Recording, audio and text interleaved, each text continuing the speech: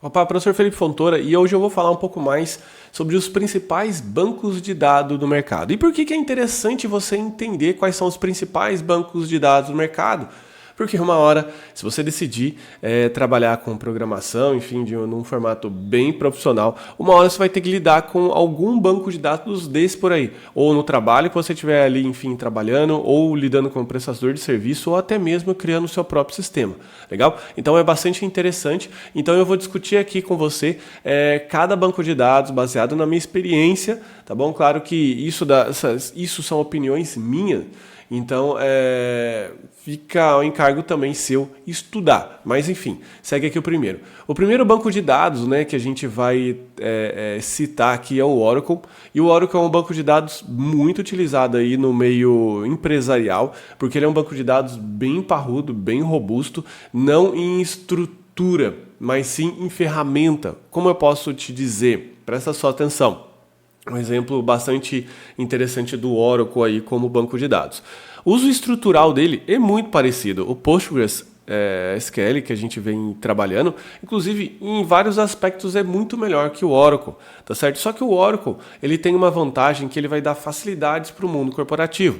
Vou dar um exemplo. Imagine uma empresa que ela precisa operar 24 horas com seu banco de dados. Todo banco de dados precisa fazer backup. Por quê? Não precisa nem falar que o banco de dados é o coração da empresa, não vou ficar batendo nessa tecla, e que se eu perco o banco de dados, o que acontece? Eu perdi a memória inteira da empresa. Imagine uma empresa aí de cobrança perder o seu banco de dados, ela vai falir com certeza e vai ter uma série de problemas. Só que se essa empresa operar, por exemplo, 24 horas, imagine uma empresa que opera na Bolsa de São Paulo e depois opera na Bolsa de Tóquio, é praticamente 24 horas operando. Então vai ter uma hora que esse Database Administrator, ou DBA, que é uma pessoa que cuida do banco de dados, vai precisar fazer o backup.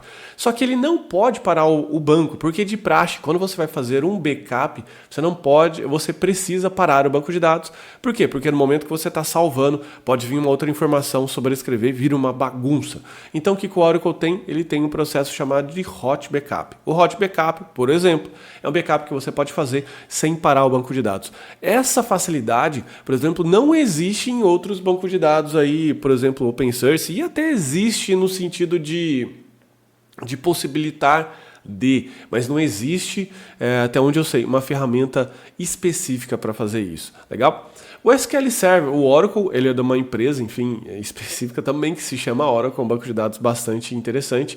Você pode seguir carreira com ele sendo administrador de Oracle ou então seguindo aí especializações como desenvolvedor. Você pode treinar o seu SQL, enfim, é um banco de dados bastante interessante. Mas voltando aqui, o SQL Server é um banco de dados feito pela Microsoft e a Microsoft ela detém parte do mercado, principalmente por conta da sua linguagem .NET, e o SQL Server é um ótimo banco de dados também, já trabalhei com ele, só que ele tem uma grande vantagem, ele tem uma ótima integração com as ferramentas da Microsoft, e como o Windows ele tem uma capilaridade alta, grande, nas empresas aí corporativas, né? Empresas corporativas, deixa eu esclarecer melhor, nas grandes corporações, legal? E então ele facilita muito. Então o SQL Server ele tem um bom ferramental também, tão bom quanto o Oracle, legal? E uma ótima integração. E eu citei aqui os 5 principais bancos de dados do mercado por ordem de importância, ou enfim, não importância técnica, mas por ordem de conhecimento. Legal? Conhecimento do mercado em si, conhecer o banco de dados. O terceiro vem o MySQL, e o MySQL ganhou grande tração na internet com a facilidade de ser um banco de dados leve, um banco de dados bastante simples, que ele se integrava muito bem com o PHP.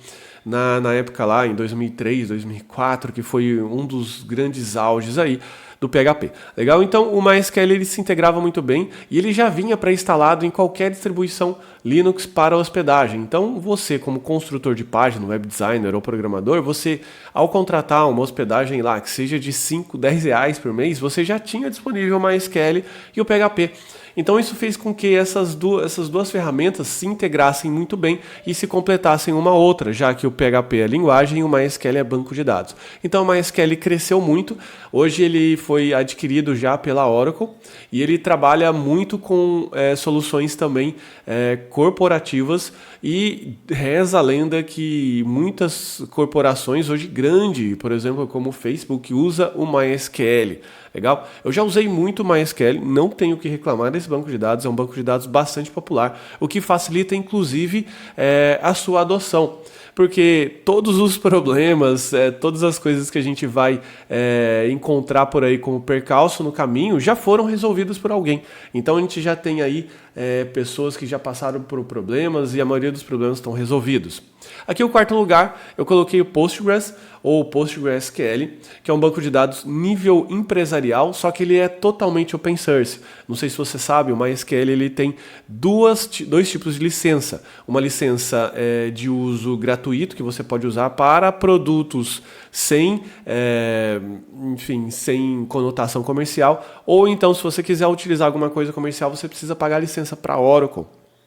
E o MySQL nasceu, open source também, mas depois teve essa variação. O Postgres, não. O Postgres é um banco de dados totalmente open source, que já tem beirando aí seus 30 anos de idade, é um projeto muito maduro e ele tem muitas características tão boas quanto o Oracle e o SQL tem. Então o Postgres é um banco de dados preferido das empresas aí que querem utilizar, não querem ficar amarrado com uma empresa, né? Empresa que eu quero dizer, amarrado a licenciamentos restritivos, pagando fortunas de licença, tá certo? E quer ter à disposição uma ampla gama de empresas que prestam serviços de suporte, né? Porque não é porque eu vou utilizar uma ferramenta open source, uma ferramenta gratuita, que eu não precise de serviço, você precisa. Só que a grande diferença é que você pode sim utilizar outras empresas tão boas que conhecem muito desses bancos de dados, por exemplo, o Postgres, e pode prestar serviço para você.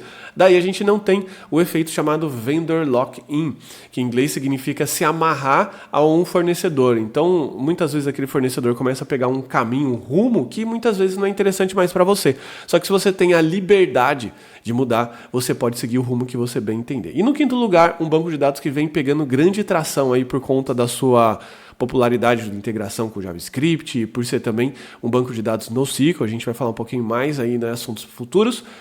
O MongoDB. O MongoDB é um banco de dados que ele não vamos dizer assim, literalmente SQL. Os comandos que você faz com ele não é SQL, mas ele tem uma série de vantagens que eu vou discutir mais para frente. Só que a grande vantagem do MongoDB é a quantidade absurda de informação que ele pode guardar.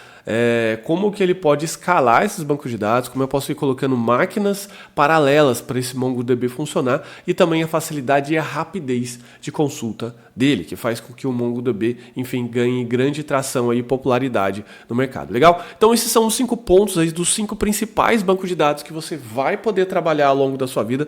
Claro que à medida que o tempo vai passando, essa lista aí pode subir, pode diminuir, pode aparecer inclusive um próximo caso aí, mas no geral é isso, tá certo?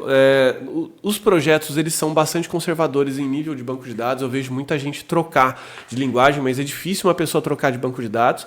E no momento que ela vai adotar um novo banco de dados, no momento que ela vai criar um novo projeto, raramente ela adota um novo banco de dados do nada. Por exemplo, eu estou trabalhando com o Oracle e agora eu vou adotar o Postgres. Legal? Então fazendo com que uma empresa realmente fique ali com o seu banco de dados e que mantenha esses caras aí sempre mais ou menos dessa posição.